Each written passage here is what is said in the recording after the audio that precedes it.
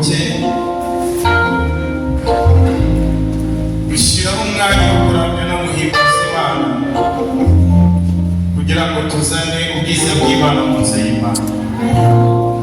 Ikindi cya kabiri, Imana yaturemeye kuyiramya no kuyihimbaza. Wibuke yuko muri aka kanya hari abantu baryamye mu bitaro, hari abantu bagiye kujya gushyingura. Wowe rero niba ugeze mu nzu y'Imana uzajya ubyinira Imana nibashake bakwite kuri umusazi. Amen. Ariko harimo akabanga mu kubyinira Imana. Uzamura ikiganza cyawe ushimira Imana. Imana yabanye nawe muri iki cyumweru cyose. Imana yakurinze mu ngendo. Imana yakurinze mu kazi. Uzamura ikiganza uvuge ngo Mana warakoze. Turagushimiye Imana yacu. Tugushimiye Imana yaturinze. Wabanye natwe icyumweru gitambutse. Data hari benshi bapfuye, hari benshi bageze ahatekerwa, ariko Data twebwe turiho turi bazima. Nta kiguzi na kimwe twatera kugira ngo tube turiho, ahubwo ni ubuntu bwawe. Turagushimiye muteri mwiza, wowe uturinda ubuntu bwawe. Turagushimiye, akira amashimwe avuye ku mutima, avuye Data mu mutima w'amashimwe.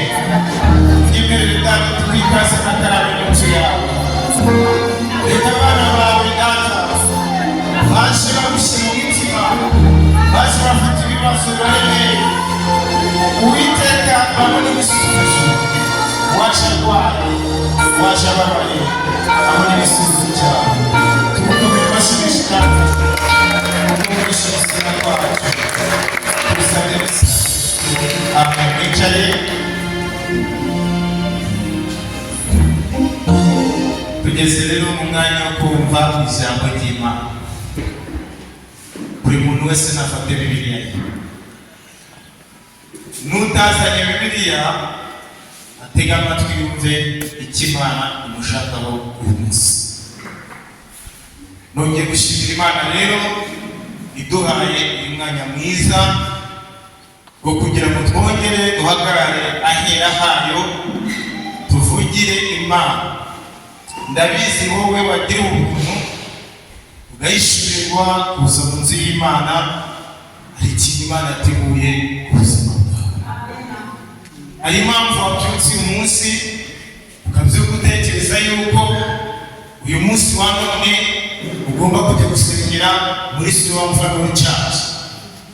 Wanyuze ku nsengero nyinshi cyane. Imana ifiteho umugambi mwiza.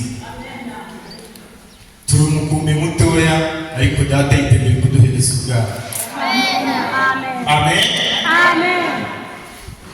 Yesu yaravuze ngo aho babiri cyangwa batatu bateraniye nawe azaba ateranye nabo. Yesu ari kumwe natwe. Amen. Yarangije kuza guterana natwe. Ari hano mu mutima wawe umubwire ibikubabaje, umubwire ibibazo ufite, umubwire agahinda kawe, umubwire uburwayi bwawe, yiteguye kugusubiza. Amen.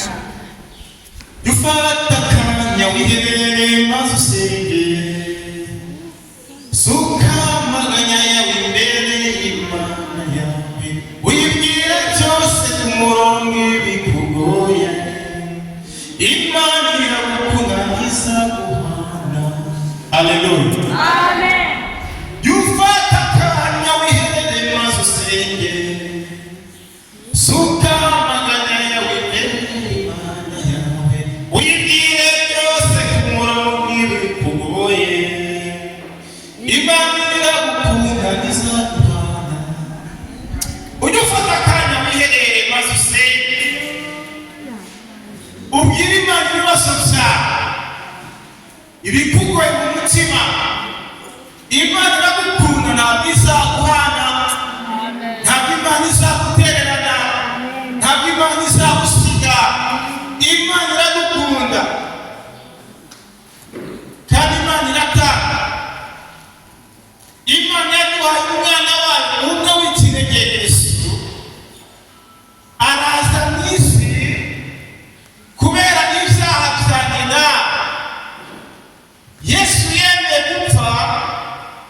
urupfu rwo ku musaraba, njyewe nawe urupfu twakagombye gupfa, Yesu arangije kudukuraho apfa mu kigo cyacu. Yesu yakoze umurimo ukomeye cyane. Ijambo ry'Imana muri Yohana 9:15 rusha kwasoma ariko navuga mu mutwe ngo kuko Imana yakunze abari mu isi cyane byatumye itanga umwana wayo w'ikinege kugira ngo umwizera wese atagira uteyewe atarimuka ahubwo azahabwa ubugingo buhoraho. Ikintu cya mbere ni ubugingo. Ibyo guharanira mu isi byose ariko tutazabona ubugingo ni ubusa. Ikintu cya mbere ni iki? Ni ubugingo bw'iteka ryose. Kuko Imana yakunze umwana wayo ikunda abari mu isi cyane, iragisaba ngo uyu mwana wanjye nubwo mukunda ariko ndamutanze kuba turi isi yose kugira ngo rwa rukundo rwanjye rugende rugaragarire hehe muri bo. Tega amatwi, twebwe twari kure y'amasezerano, twebwe twari abanyamahanga abari bari mu masezerano n'ubwoko bwa Isirayeli, ariko natwe twari kure. Imana yaratwiyegereje kugira ngo natwe twitwe abana b'iki? B'Imana. Bakundwa rero, ubu turi abana b'iki? B'Imana. Ariko uko tuzaza ni kurerekanwa, ariko icyo nzi ni uko Yesu niyerekanwa tuzaza nawe. Amina, amina. Narababwiye ngo abana b'Imana turi mu isi, turaba mu buzima bwa gicakara, ariko hari umunsi ibintu bizahinduka yewe bizasobanuka ryari? Umunsi Yesu azahinduka yewe azaza. Yesu naza uko azaba ameze nanjye niko nzaba meze uteye, nzaba meze nawe niko uzaba umeze. Ndarwanya intambara nziza, intambara yo gukiranuka, intambara yo kwirinda, intambara yo kuba mu mwanya wanjye, kugira ngo umunsi umwe nanjye nzarebe Yesu, kugira ngo umunsi umwe nawe uzarebe Yesu, icyamamare nawe tukazareba Yesu. Haleluya, haleluya. Icya mbere ni ubugingo buhoraho.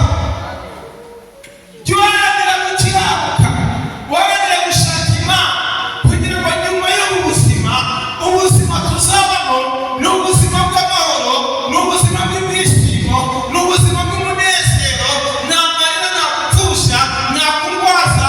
Umva, ubuzima bw'iteka, ubuzima bw'iteka, ubuzima bw'iteka buraharanirwa, burashakishwa, ariko nta handi tuzanyura kuri Yesu. Yesu niyo nzira izatugeza ku Mana, niyo nzira tunyuramo kugira ngo tubashe kujya mu bwami bw'Imana. Tega amatwi wumve mwene data. Iyo ngabona abantu muri iyi minsi, ngabona barangaye, birambabaza cyane. Turi mu bihe by'imperuka, turi mu minsi yanyu, turi mu bihe Pawulo yavuze.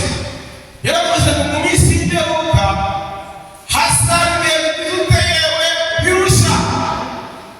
Abantu bazaba bikunda badakunda Imana.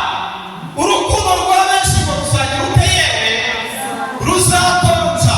Uzasanga muri iyi minsi mu miryango n'ibibazo, ntabwo imiryango ibikunda, kubera ko turi mu minsi y'imperuka. Ariko ijambo ry'Imana rirambwira ngo unesha azaragwa byose, kandi nanjye nzaba Imana ye. Nubwo turi mu bihe bikomeye, turi mu bihe by'imperuka, ariko hari igihembo ku bazaba baragize ute yewe baranesheje. Ugomba kurwana rero kugira ngo uzabashe kugera ku cyo Imana yagize ute yewe yagusezeranyije. Amen. Uneza azaragwa byose, nanjye wanjye.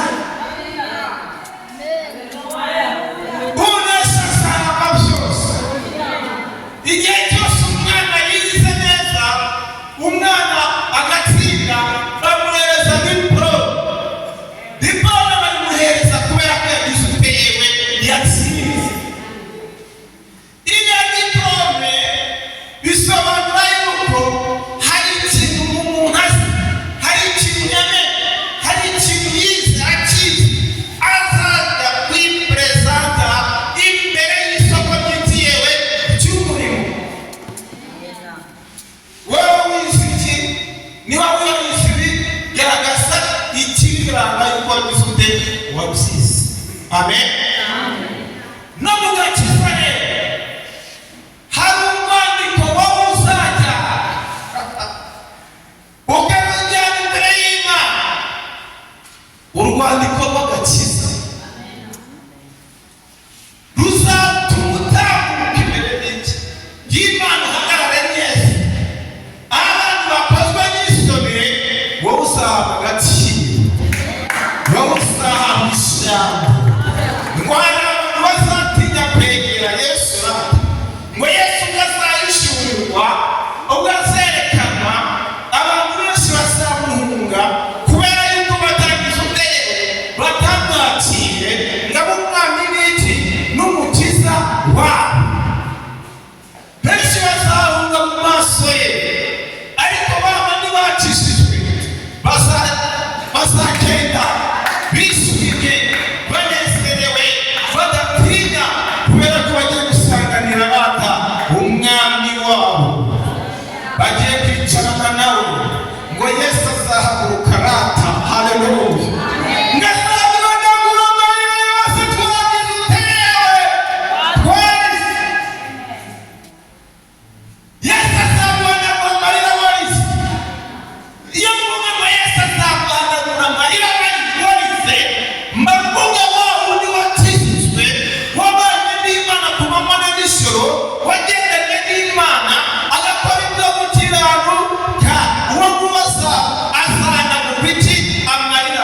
Yararwaye arihangana, yarakuzwa arihangana, bamuvuze uko bashatse arihangana, yaraburaye arihangana, akomeza nama ku Mana. Uyu nama ku Mana yawe. Semeni haleluya. Uyu nama ku Mana yawe. Imana yawe ntusayiveho ku manywa na nijoro. Ujye ujyana Imana imbere, Imana izaguhanagura amarira. Babandi bakoreye Imana, Imana izahanagura amarira yabo. Haleluya. Ubu rero twakiriye mu ijambo cy'Imana.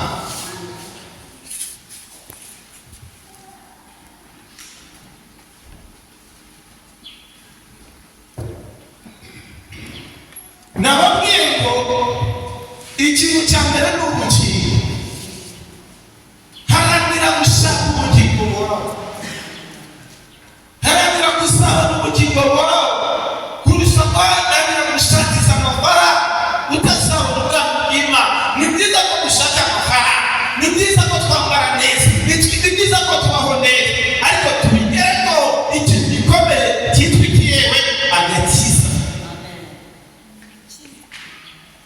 Kugira ngo usabane ubugingo bw'iteka, tujye gusoma ijambo cy'Imana mu Befeso, igitabo cy'Abefeso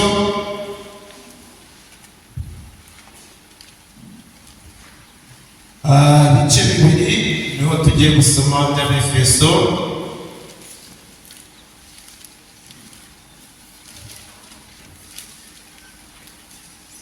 Dutangire ku murongo wa 10.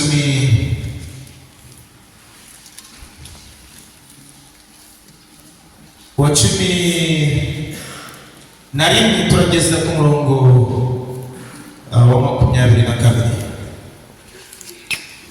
Usome igitabo cya Efeso murongo wa 11 kugeza ku murongo wa 22. Nuko mwibuke yuko kera mwebwe abanyamahanga ku mubiri, abo abatemwe n'intoki ku mubiri bita abatakemuye, mwibuke ko icyo gihe mwari mudafite Kristo, mutandukanijwe n'Ubwisirayeli, muri abashyitsi ku masezerano y'ibyasezeranijwe, ari nta byiringiro mufite by'ibizaba, ahubwo mwari mu isi mudafite Imana rurema. Ariko none kuko muri Kristo Yesu, mwebwe abari kure mwigijwe hafi n'amaraso ya Kristo.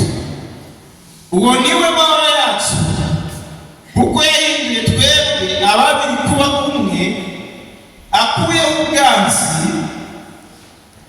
ari rwo rusika rwari hagati yacu rutugabanya, amaze gukuza amategeko y'iby'imihango umubiri we, kugira ngo baba babiri abarememo umuntu umwe mushya muri we, ngo azane amahoro atyo, kandi ngo bombi abagire umubiri umwe, abungishe n'Imana umusaraba, awicishije bwa bwanzi.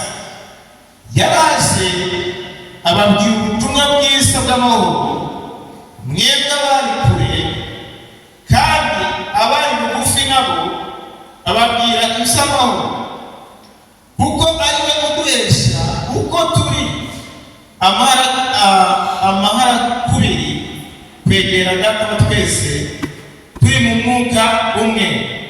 Nuko ntimukiri abashyitsi n'abasuhuke, ahubwo muri ubwoko bumwe n'abera, ndetse muri abo mu nzu y'Imana, kuko mwubatse ku rufatiro rw'intumwa n'abahanuzi, ariko Kristo Yesu niwe buye rikomeza ikiyewe imfuruka. Muri we inzu yose iteranijwe neza irakura ngo ibe urusengero rwera mu Mwami Yesu. Muri we namwe murubakanwa kugira ngo mube inzu yo kubabwamo n'Imana mu mwuka. Ijambo ry'Imana. Twebwe abari kure y'amasezerano,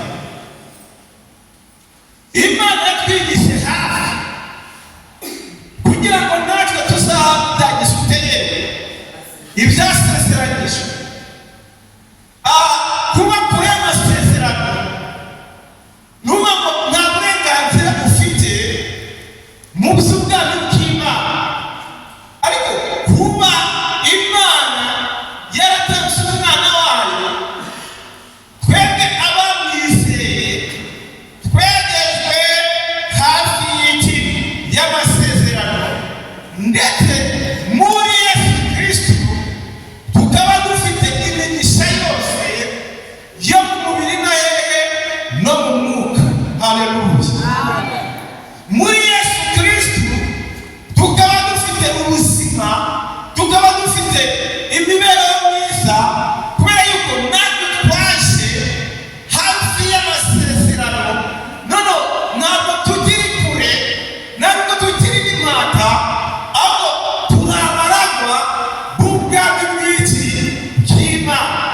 Mana yanjye, iyo ngeze kuri iri jambo ngumva yuko nanjye ndi umuragwa, nanjye ndi umwana mu rwego rwa papa, numva nta kintu na kimwe cyaterekeyewe ubwoba.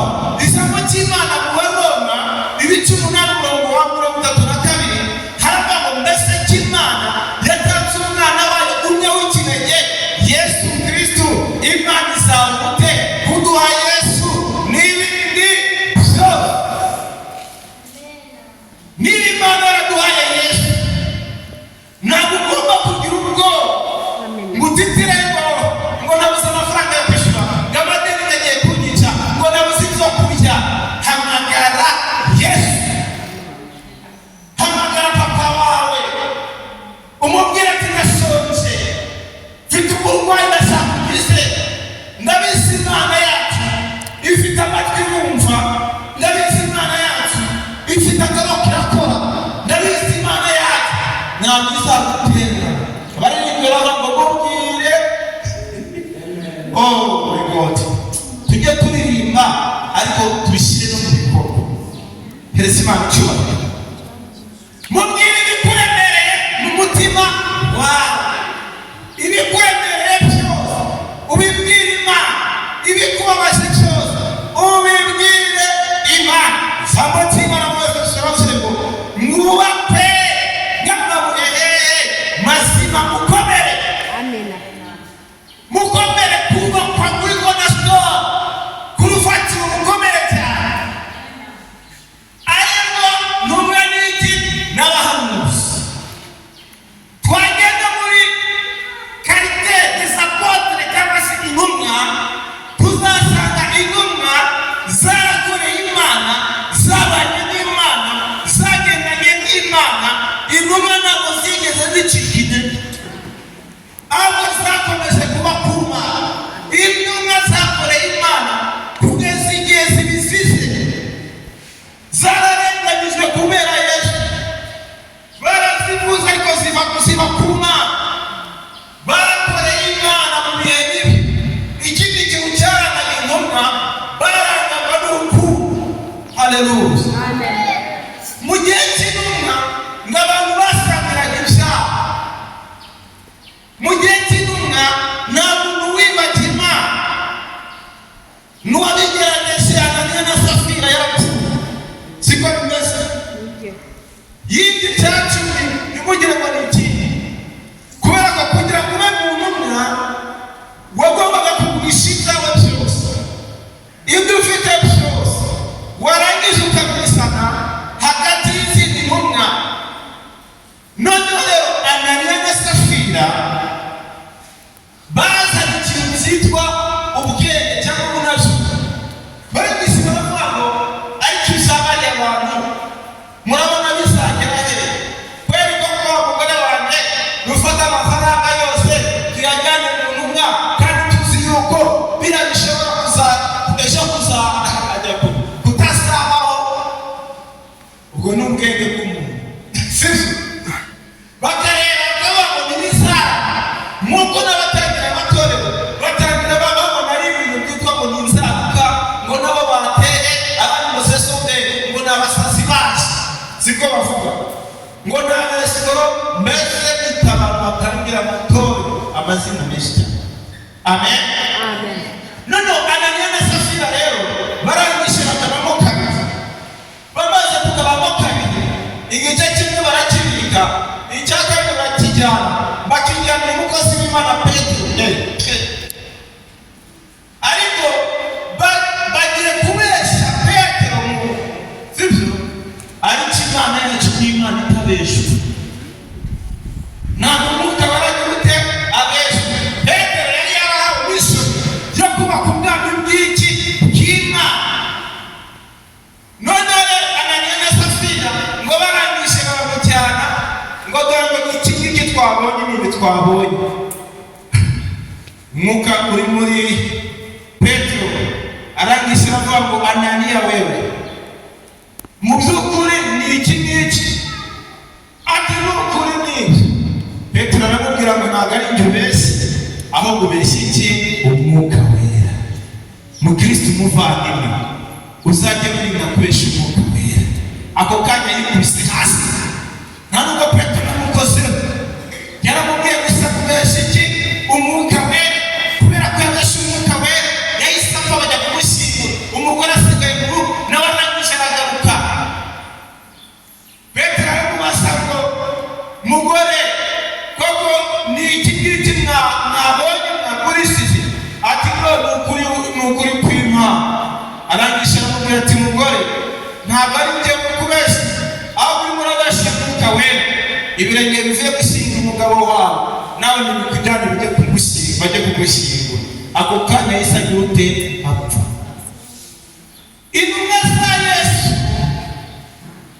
harangwagamo n'uko basangiraga, ngo barasangiraga, ngo noneho kubera ubwo bumwe, kubera kumvikana muri byose, nta bukene muri bo bugeze ugira ute?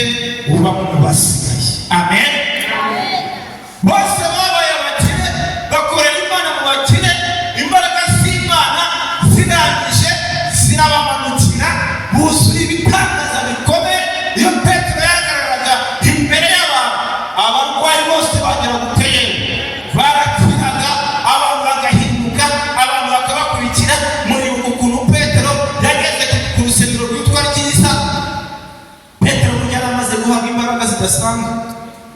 yamaze gutinyuka agendana n'Imana. Iyo umuntu agenda mu gukiranuka agendana n'Imana ntabwo agatinya, ntabwo ajya agira ubwoba. Ntabwo uvuga ngo umurozi ngaranura guteze, ntabwo uvuga ngo umupfumu ngaranyohereza ibintu bifate guteze ibivuye. Amen. Wowe ufite uburinzi bw'abamarayika barakugose iburyo n'ibumoso, n'ibyo wateze mu nzira uragenda ukabikandagira. Hereza Imana icyubahiro. Urabikandagira bikaba ubusa, kandi ndabuze muri aya materaniro ngibyo abarozi n'abapfumu baturoga biba ubusa mu izina rya Yesu Kristo wa Nazareti. Imbaraga z'Imana zigenda zibihindura ubusa. Amen. Bajya bakohereza amahembe, bakakohereza amatsimu, bakagutera imyambi muri buze gupfa mu gitondo bakabona bagenda bakabona umunyembara. Ndavuze ngo umunyembara kubera ko wamenye Imana, kubera ko watijijwe, uhagaraye n'iwagira uteyewe arazoma. Yesu muri kumwe, ntabwo azagusiga, ntabwo azaguha, ntabwo azagutera, azakujya imbere. Ahataringaniye azaharinganiza. Yesu muri kumwe, Yesu mwizere, niwe buye ryazwe n'abubatsi, ariko niryo ribuye rigira uteyewe rikomeza ikiyewe imfuruka. Yesu uzagukomeza icyamba. Yesu akagushyigikira muri karitsiye usigaye urimo utuyemo, bakamenya ko ufite Imana, bakajya bavuga ngo uriya muntu arasenga, uriya mugore ni umunyamasengesho, uriya mugabo ni umunyamasengesho. Kandi Imana yazabikoresha na bado, niko bavuga mu Giswahili, nta kirakorwa, ariko Imana izabashyigikira.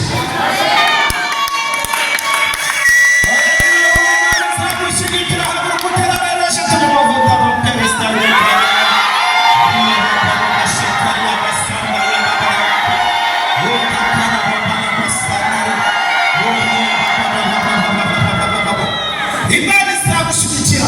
Njyewe ndi kuguhanurira, ntabwo Imana izagusiga, ntabwo izaguha. Irambye ngo ntabwo izemera yuko abarozi bagufata ijambo uko bashatse. Irambye yibukirije ubwo burwayi buri mu nda yawe.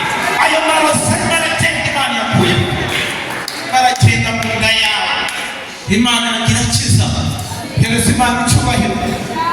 Yesu twizeye ni muganga, Yesu twizeye aragaburasha. Haleluya. Nimumwizere, niwe buye ryazwe n'iki n'abubatsi. Mu miryango barakwanga, muri karitsiye barakwanga, ariko uri ibuye rizima. Iryo buye rizima niryo ryakomeje ikiyewe imfuruka.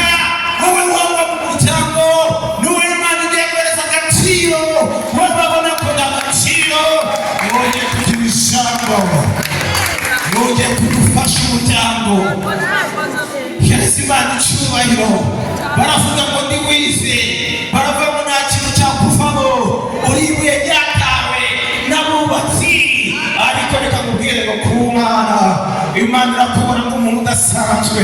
Imana irakubona nk'umuntu udasanzwe. Imana irakubona nk'umuntu udasanzwe. Imana irakubona nk'umuntu udasanzwe.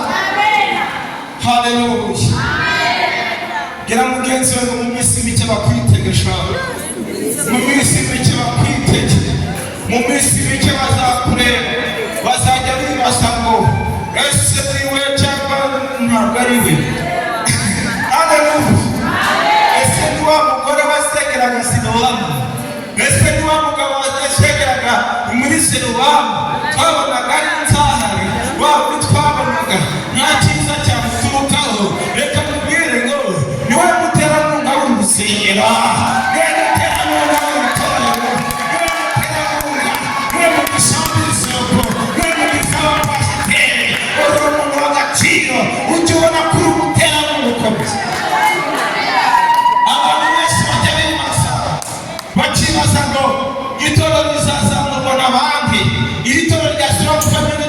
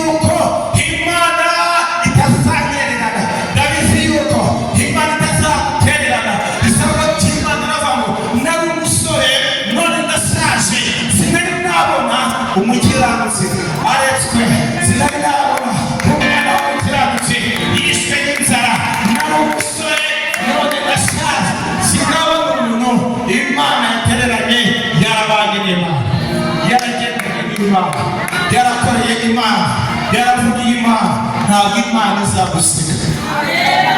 Gereza Imana icyubahiro. Twebwe turababwira kandi turababwira, ntabwo nzacogora kubabwira.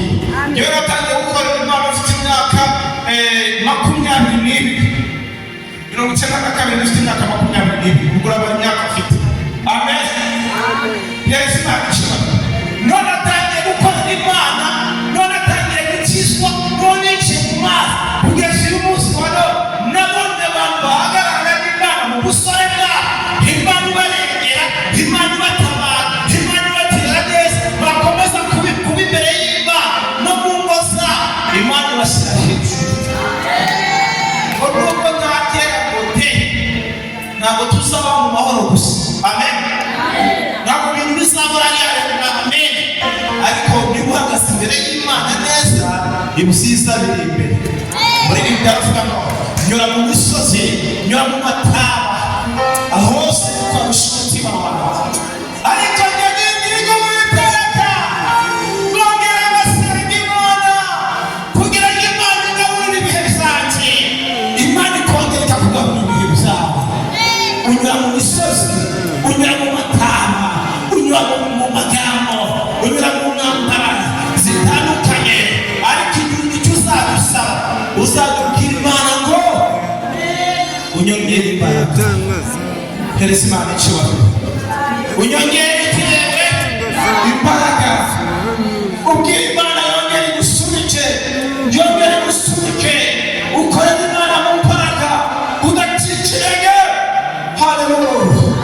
Ukorere Imana irakurinda, ukorere Imana iragutabara, ukorere Imana irakuvugira, ukiranukira Imana, Imana ikubera amaso, Imana irakuvugira. Nibo ndabona ari abantu Imana irimo iravugira uyu munsi, semenya amina cyane. Ahantu udashoboye kugera, Imana iragukandagiza. Ariko wowe bite byawe? Aho udashoboye kugera, Imana igihe utegewe irakugeza. Bwira mugenzi wawe ngo ni ukubera iki Imana. Hamwe n'Imana byose bizagenda neza. Urufatiro rukomeye rurusha urw'intumwa n'abahanuzi ni Yesu Kristo.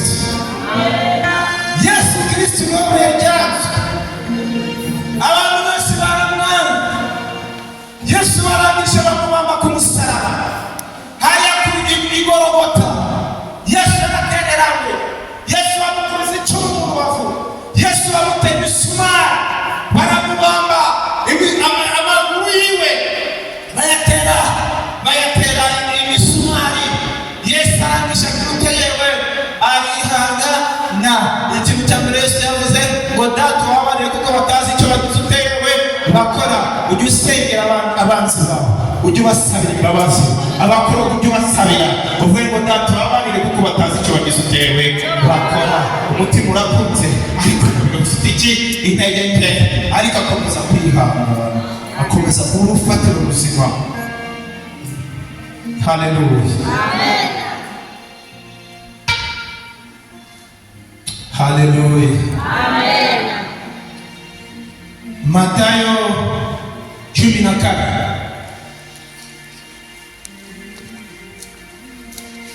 Matayo 14 umurongo wa 19.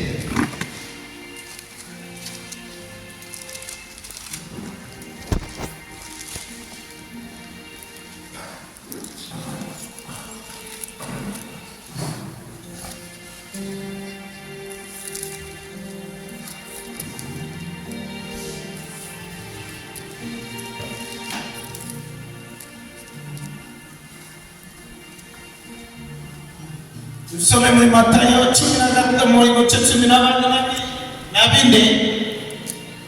turahera ku murongo wa 13 tugeze 21. Yesu ahaza abantu 5,000. Yesu abyumvise arahava, agenda mu bwato ajya abantu bataba kwiyerera.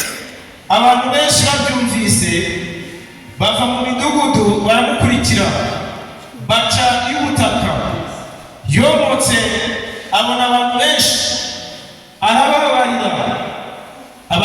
gukiza abarwayi. Umunsi ukuze abigishwa be baramwegera bati, ahangaha nihagira abantu, none umunsi urakuze, sezerera abantu bajye mu birorero birarire ibyo kurya. Yesu arabasubiza ati, nta kibajyanayo, mube ari mwe mubagaburira. Baramusubiza ati, ntacyo dufite hano keretse imitsima 5 n'ifi 2. Arababwira ati, mubinzanire hano. Ategeka abantu ko bicara mu byatsi, yenda iyo mitsima 5 n'izo fi 2. Araraba arareba mu ijuru, arabishimira, amanyagura iyo mitsima ayiha abigishwa be, abigishwa be bayiha abantu. Bararya bose barahaga, bateranya ubuvungukira bw'imitsima busigaye bwuzura inkonga 12. Abariye bari n'ibihumbi 5, abagore n'abana batabariwe. Haleluya. Amen. Uyu Yesu twizeye ari mwisi, umuntu wese wari ufite umubabaro yamuherezaga kwishima, yamuherezaga guseka.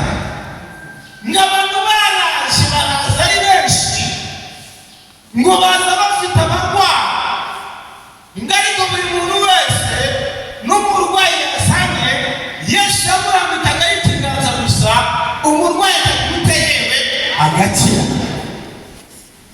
Nta murwayi namuteya Yesu adashoboye. Yesu iyo umwizeye ufite umurwayi yenda kukwica, ugakomeza kuba imbere yiwe, Yesu agukiza iki? Uburwayi. Ijambo ry'Imana riravuga uko Yesu yari ari kera, nawe uyu munsi niko agize uteyewe, niko ari. Ikintu ubuze wowe ni ukutizera, ntabwo wizera. Nicyo kintu ubuze. Urareba ku bintu bifatika, ariko abantu bafite kwizera ntabwo bareba ku bintu bifatika, ahubwo tureba ku bidafatika. Haleluya. Ntabwo tugendera mu bintu byitwa negativite bidashoboka, ahubwo tugendera mu bigize utewe mu bishoboka. Uyu munsi ndashaka yuko umenya Yesu wizeye, Yesu wamenye, Yesu wakiriye. Uri mu isi yaravuze ngo nzaguhereza ubukire, uri mu isi yaravuze ngo nzaguhereza icyubahiro. Icya gatatu nababwiye kirusha ikindi ni ubugingo bugize uteyewe buhoraho, ariko buri muri Kristo. Intumwa za Yesu zagendanaga na Yesu, zigabana Yesu akora ibitangaza, ariko nabo muri icyo gihe harimo abatari bafite kwizera. Yesu ngo Petero yaramusanze, ngaramubwira ngo sezerera abantu bagira uteyewe batahe, dore inzara irabishe, bagende bajye gushakisha icyo kugira uteyewe, icyo kurya. Yesu arangije arababwira, abwira Petero, abwira Petero ngo ibi bihumbi 10, ibi bihumbi byose by'abantu ngari mwebwe mugira uteyewe mubagaburira. Ngaho nawe barabikubwiye, tekereza sha. Abantu buzuye ikibaya,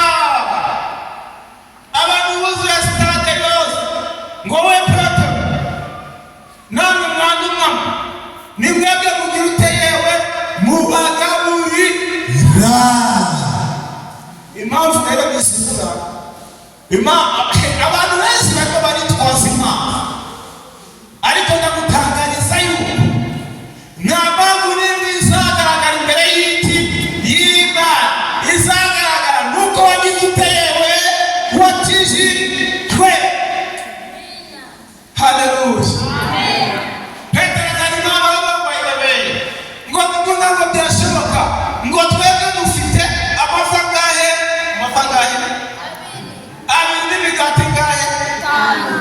itanu. Ibyo twebwe nibyo tugize uteye dufite. Tega amatwi wumve. Ibyo ufite n'ikimana igiye kuzaheraho ikora igitangaza. Abamafi babiri ab'imigati itanu birangije. Ibyo ufite n'ikimana izahera ikora ikirewe igitangaza. Amafaranga imigati itanu. Ariko mwaba ese nyamusoni ijambo ry'Imana ngo mukore icyo bita meditasiyo, mu medite iyi migati itanu n'aya mafi abiri mu bitekerezo by'umuntu no mu byo umuntu atekereza wumva ko ari ibintu bidashoboka, ariko naje gutangariza yuko ibidashobokera abana b'abantu ku Mana bigira uteyewe birashoboka. Ibyo wowe udashoboye bihereza Imana, Imana igira uteyewe ibishobore. Imana ibyo udashoboye igira uteyewe irabishoboye. Za mbaraga zawe aho zacitse intege ubwira Imana ngo Mana nyongera imbaraga, Mana nyongera imbaraga. Ahantu muri imiryango yose yafunzwe ubwira Imana ngo imiryango ifunguke. Abantu bafunga umuryango umwe, Imana igafungura undi. Hereza Imana icyubahiro. Abantu barakwanga, Imana ikabemeza, Imana ikakwemera. Amen. Umuryango umwe hari ugafungwa, Imana igafungura undi. Hereza Imana icyubahiro. Imiryango irafungwa 10, Imana igafungura imiryango 20. Umuntu wafunze umwe akajya kunyuraho agacira amacandwe hasi agahekenya n'amenyo akarira, ariko nagaze ukuntu Imana iba yaramufunguye rata indi miryango izaza rishumusha. Hari abantu Imana igiye gufungurira imiryango yo gushumusha ubuzima bwabo, yo kongera kubaha agaciro, yo kongera kubahereza ijambo. Zeberi haleluya. Kabwira mugenzi ngo sukubizaho izabikorera neza. Imana izabikorera neza, izabikorera ubukiranutsi. Niba udakiranutse abandi bazaguca ureba ujya uvuga ariko uyu muntu twarasenyanye nyine ariko wagenze nabi. N'ibyo Imana birya bagize uteyewe, abarambije abababwira bagize uteyewe.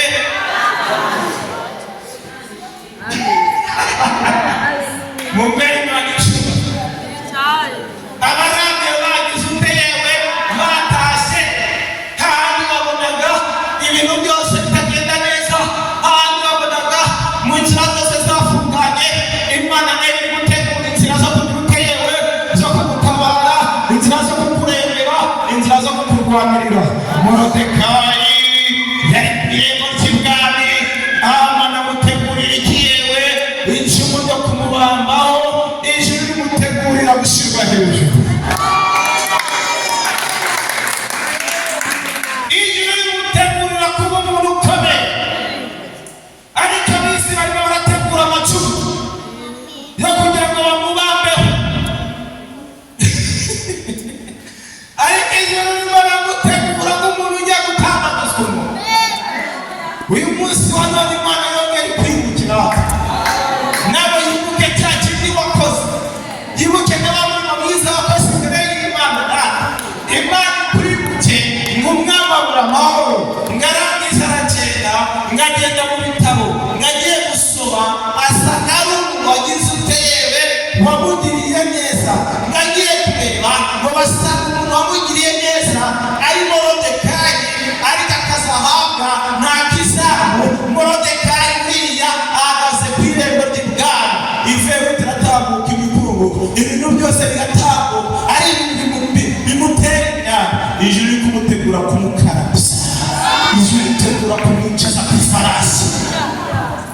Ibyo cyangwa ntabwo ari byo? Imana yakubitira igihe baramutegurira kwitera kwifana migambi y'umuntu siyo y'Imana.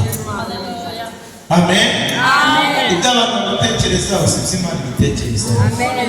Hagarara mu mwanya wawe, ugende mu bihe byawe, uhagararane n'Imana. Ntabwo Imana izagusiga, ntabwo Imana izagutererana. Petero ahagararana na Yesu. Yesu yategetse ibintu birakoreka.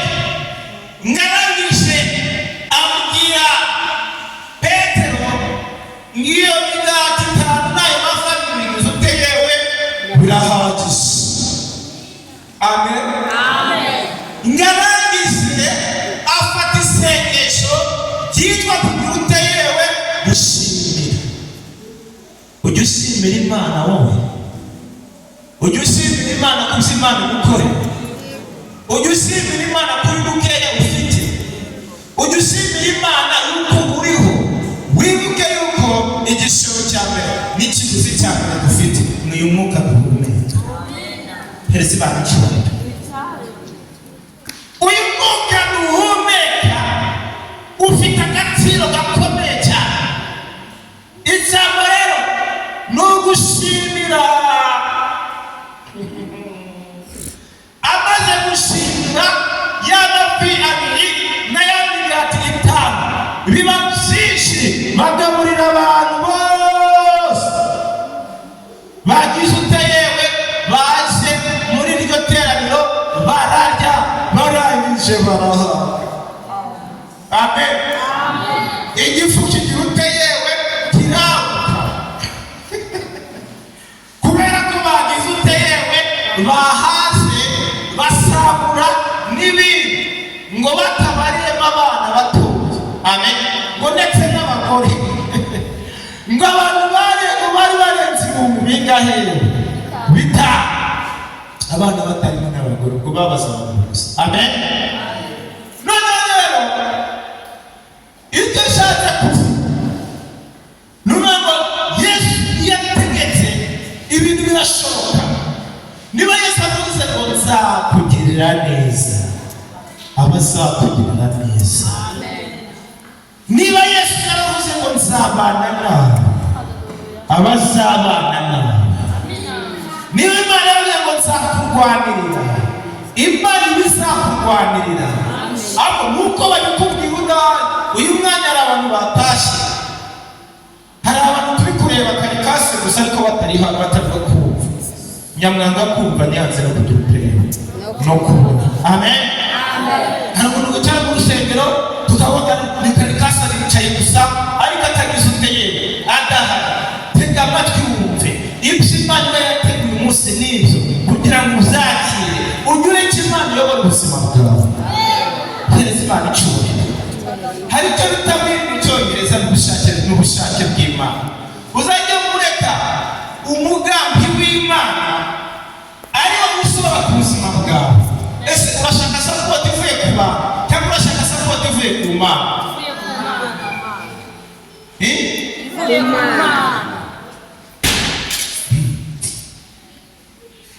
Imana niza kugushyigikira, buri kimwe cyose kizagenda neza. Hereza Imana icyubahiro. Imana niza kukurengera, abantu bose bazakugana. Njyewe ndimo ndasenga ngo ndashaka support ivuye ku Mana, ndashaka support ivuye ku bantu. Kubera ko umuntu yamwereza uyu munsi ashaka ko agakukuza umusozi akajya agenda kuvuga.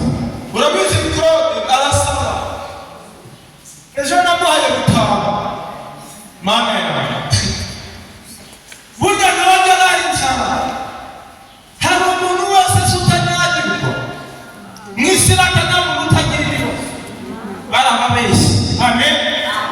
Twagiye twirindira abantu bakagira uteye bakabyemukira babandi twashyizwe mu mutima akaba aribo baba mbere bo gusenya imitima yabo no kuduteza ibikomere. Ariko nta muntu wiyima ngo Imana imuteze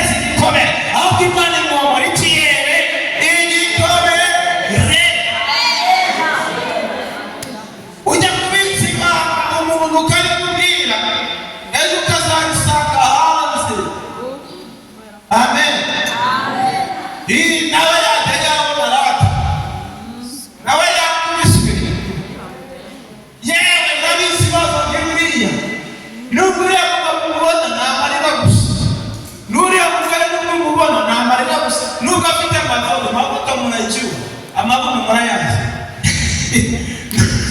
nubwo uravuga abyibushye ariko ni nyiramarira kubera ko hagiye kubwira umuntu jya ufata umwanya usenge ubwire Imana yonyine ibibazo byawe.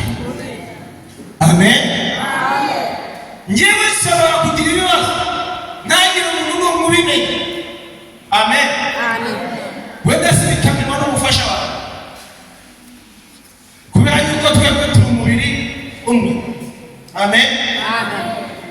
Akaba ariwe mbwira ibibazo mfite kuko turi umubiri umwe kugira ngo dufate umwanya wo kugira uteyewe wo kubisengera. Ariko nijya kubibwira umukristo kuko umukristo ni umuntu sibyo, nanjye niko mwanadamu ni umuntu sibyo, azaba uwa mbere wo kujya kubibwira abantu. None uzasanga bose ibibazo bakurotse. Amen. Kubera ko napfuye kuvuga reka kubwire umwana w'Imana agomba no kugira iki bwenge. Amen. Kubera ko isambo cy'Imana avuga ngo ni mu buru bwenge nzajya yewe nzabasiga iryo jambo ngo mumenyeho ryanditse cyangwa mubyumva gutyo mubyumva gutyo ni mu buru bwenge nzajya yewe nzabasiga ijambo n'iki ni ubwenge. Ugomba kugira ubwenge niba uri umwana w'Imana ntabwo ugomba kwasasa amasezerano yawe. Amen. Kwa gatatu Imana yavuze ko izangirira neza. Inkarizi inshuti yanjye nta nshuti mbona muzi, inshuti nziza ni Yesu. Amen. Inshuti yawe iraguhinduka ariko Yesu ni inshuti nziza. Imana yagiye ikana amafaranga yabwiye ko isanga imodoka ukajya kubyasaza ubibwira buri muntu wese. Urabizi icyo bajijije inderato ntambwira ariko icyo bajishije Yosefu ntabwo mukizi se. Icyo bajijije Yosefu ntabwo mukizi. Bene se bamujije iki? Inzozi yagize uteyewe yarose iyerekwa ryawe n'iryo abarozi bari kukuziza. Ariko ndagutangariza yuko icyo Imana avuga ku buzima bwawe kirarindwa. Bene se baramwanze barangije bamujugunya mu byobo barataba, ariko ishurangije navuga ngo tuzamuhagarara kubera ko ari icyo Imana yagize utewe yaravuze. Tereza Imana icyubahiro. Tuzamuhagararaho kugeza igihe rya sezerano Imana yasezeranyije rizasohora n'abana bene se bakamenya yuko yasezeranye Imana itabeshya, Imana nyamana, Imana ikora ibitangaza. Ntabwo naje kwigisha inkuru za Yosefu, ndi ku ijambo rivuga ngo Amen. Ijambo rivuga iki? Umuhamagaro w'agakiza kawe ugomba gukomera. Ijambo ni ikiye ni ubugingo. Cya mbere ni ukuharanira kugira ngo uzabone ubugingo buhoraho. Muhaguruke.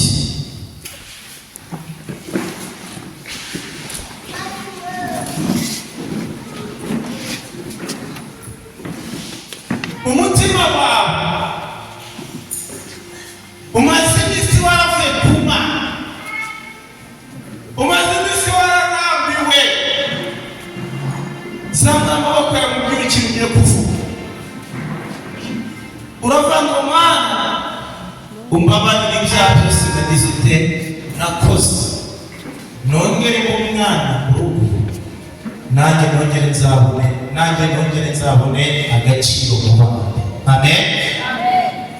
Uvuye ngo Mana nakeretse isano ry'agakiza, ariko uyu munsi ndakugarukiye nanjye reka mbe kandida mu bwami bwawe. Amen. Nanjye nyongera amavuta ugiye gusaba Imana imbabazi. Yesu araticaye ku ntebe y'imbabazi kandi arashaka kugira ngo akubabarire kubera ko Yesu ari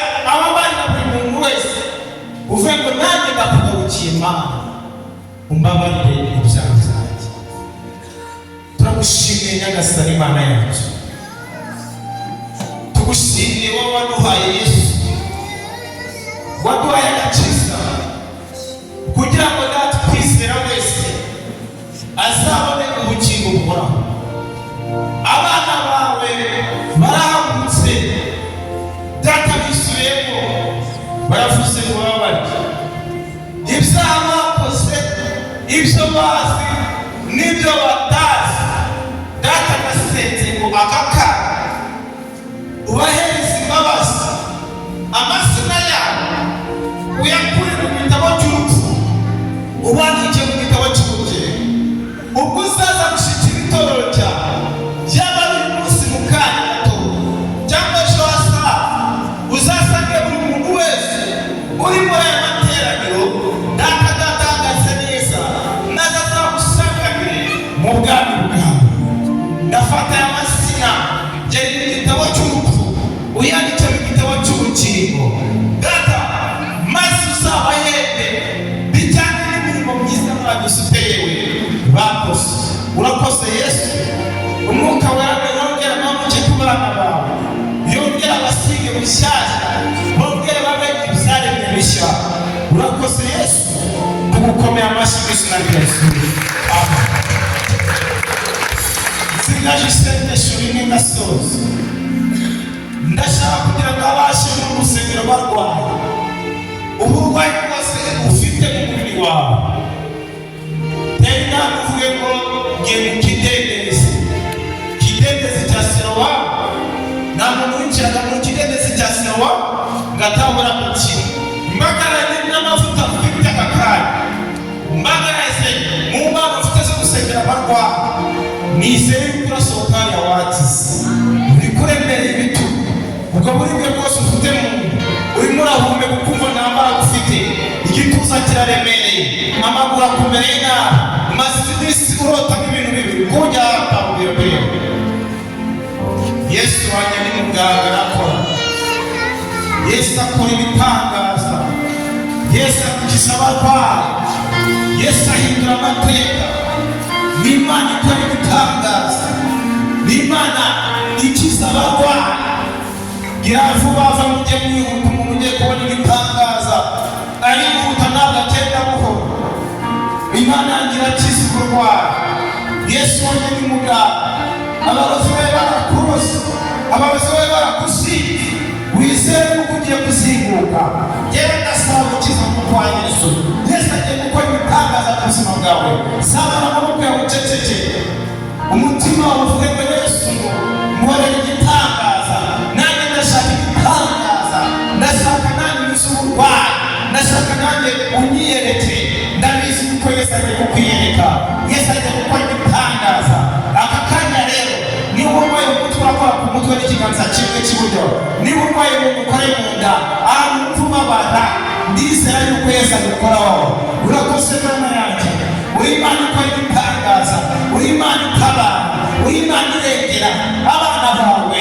Bahagaze ahera hawe, bahagaze imbere yawe, bakeneye icy'uburwayi. Ndategetse uburwayi bwavemo, ndahindura n'uburwayi, ndagutegetse va mu mutwe, ndagutegetse va mu gituza, ndagutegetse va mu bitugu, va mu nda, wa mwuka w'amaraso we ndagushwanyaguje aho wicaye urinda, ndagutume wa mudayimoni kwa kibazo cyose wa mwuka w'uburwayi we uhereye aka kanya. Ndavuze ngo dayimoni w'uburwayi, imbaraga za mwuka wera zikura uburwayi muri wowe, wambara n'uburwayi we uhereye aka kanya. Ndakwime mu maguru Yesu na Yesu Kristo Nazareti, wa mudayimoni w'inzozi we ndagushwanyaguje izina Yesu Kristo.